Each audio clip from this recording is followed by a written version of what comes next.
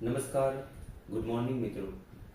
આજે ભારત દેશના એવા વ્યક્તિત્વની જન્મજયંતિ છે કે જેમણે ભારતના અનેક નાના નાના રજવાડાઓને પોતાની કુનેહ બુદ્ધિથી સામ દામ દંડ ભેદ આ નીતિથી બધાને જોડ્યા અને એક ભારતની રચના કરી. એવા શ્રી સરદાર વલ્લભભાઈ પટેલને તેમની જન્મજયંતિ નિમિત્તે કોટી કોટી વંદન કરું છું.